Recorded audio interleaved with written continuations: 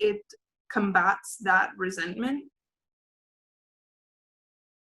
as well.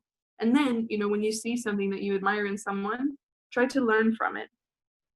For example, on the team that Joey always tells me, like, try to be like this person. And she's saying, because this person is very, and how she speaks to people and kind. And I'm like, excited by that. I could be like, well, I can't do that. I'm not like that. I think before, or I can see that, and I've actually gone to this person, please, how do you do it? Can you pray for me? Like, and that's super valuable, but it also takes a lot of humility to, first of all, admit where you're weak, and ask for help.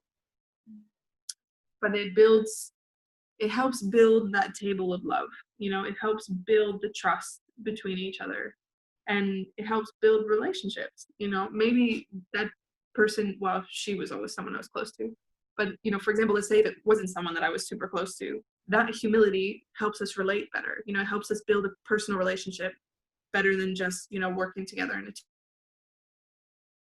team. It is easy to work together in a team and not be actually super close with people. Like, it's possible to work together better, but that's what the world does. They work together in a team to get a job done, but maybe they don't actually, if someone has kids, even sometimes, or just like little details about people's lives. But that's, admiration is really, really important. And seeing what other people have that can build you up. Like we talked about, not taking advantage of each other's strengths. So we acknowledge somebody's strength, but also see how can I learn to do that as well. Yeah. Yeah. Cool. So now we're just going to ask for some feedback. If anybody has anything they want to ask a question about, or anything that like stuck out to you that you want to just repeat again, or anything like that. You know how feedback works. And then back around 4. Anyone has anything to say? Neesden's got something. Yeah, go for it. About the last thing you mentioned about jealousy, is it not instead envy? Because you're willing to hate what the other, afraid of losing what you have. Yeah. To be fair, I don't know the exact definitions. They both mean pretty similar things. At least in English, you might have like better translations in French, but in English they're pretty similar things. But yeah, you could use envy as well. Yeah, because don't know if it's the same, but in jealousy is generally seen as a better feeling, as you say that God is jealous. He wants us under this kind of thing, so it's just to be sure. Yeah. I think you can. That's it. Yeah. Thank you. I think King's Cross has something. Hey, sorry, it took a while to find the unmute button. No, but I just really like the fact that you tackled the fact that the world can demonstrate love a lot more than Christian communities, because it is a paradox, but it's true. And it's really upsetting because people drift away from the church in order to find groups that love and accept them. And like, it should be the opposite way around. But in church, it's so easy to take advantage of people, like to assume that everyone else is self-sacrificing and loves you, and to like forget to say that you love people, and to, kind of, oh, but they love me, I'll just, and I think it's really great to see Christian, like having it talked about. I haven't seen Christians really tackle it before. It's just sort of like you get so many rifts within the church that stem from it. So that was really encouraging. I think one of the things that really kind of spoke out to me was the whole kind of idea of like coming in a team environment and really humbling yourself and like stepping away when you need to step away and letting other people have a chance to lead and give their own input. But I think for me, like I'm not really sure where my question is coming from, but like trying to find the right balance between letting others take the lead and have their chance, but also continuing to be true to yourself and knowing that actually, but I do want to get involved and I do want to put my input in and I do want to tell them what my ideas are, but at the same time I don't want to overdo it. Do you know what I mean? And I'm trying to like see like where the balance might be, because I don't want to be that sort of like fake person that wants to get involved but says no, I can't do that, and then kind of do that and kind of not really listen and get involved. I don't know what that balance would be.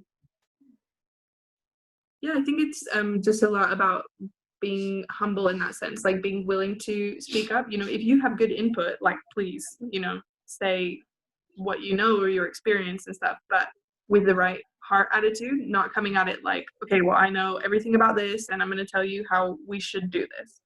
And as well, like depending on what role you have in the team, like for example, maybe you're the leader in that moment.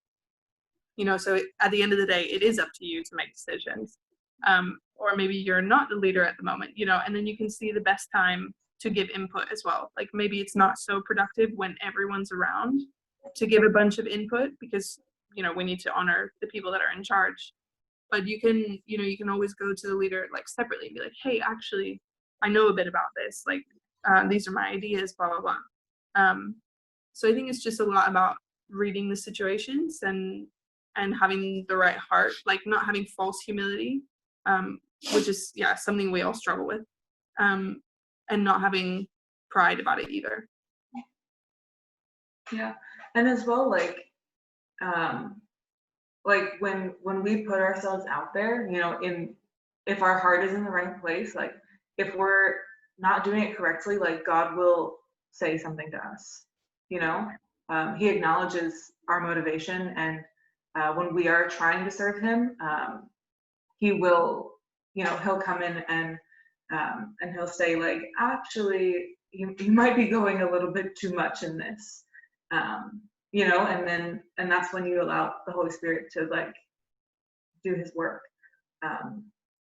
Yeah, and like that happens a lot with our team, you know. Sometimes we are really going for something, and then we have to step back and be like, oh, this wasn't right, but that wasn't because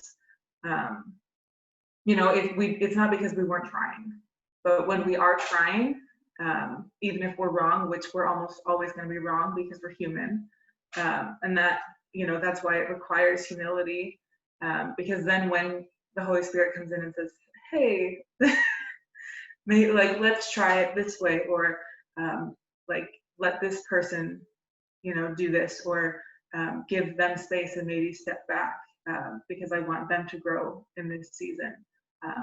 And when we have the humility already to like give the Holy Spirit space, then it's not like this world wrecking experience, you know. It's like, oh, okay, like I see where I went wrong, and you know, show me where I can mend that.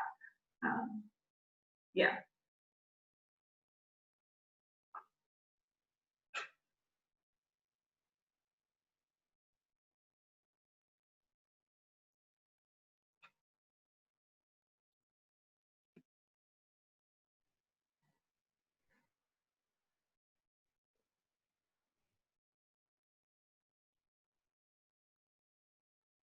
Cool.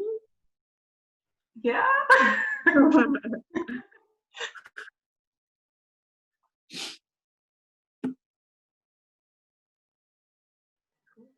Does anyone have anything else to say?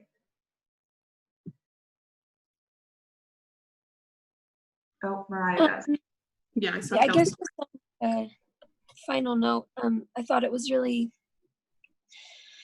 important to recognize that Christ is the one that actually changes our hearts in order to be able to do all of these things, because the more that I've like struggled to try and struggled to try and struggled to try and come to a place where like I'm not feeling jealousy or envy anymore, or I'm not comparing myself to people. It's just whenever you try and do anything on your own, it's just going to be worse than doing it with Christ.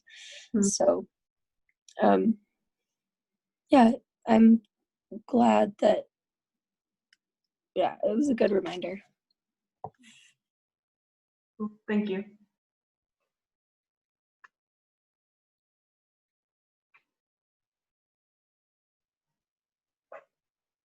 I think Kelsey wants to say something. Yeah, but it's a practical thing, so I wanted to wait to see if anybody else had any other questions before we did. Yeah, since we have most of you guys from the US with us, all of you should have received an email from me yesterday, like in the evening at some point, about the visa. Yeah, updated information on how to do that process. So if you have not received that, or if you have questions about it, please feel free to reach out.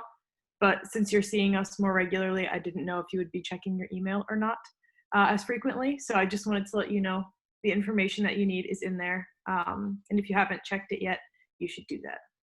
That was all. Cool. So yeah, we can take the 30-minute break and then we'll come back at 4 o'clock. Is that good for you guys, Peri, Gabby? Yeah. Awesome. Let's do that. Cool. So we will see you guys at 4. Thank you guys.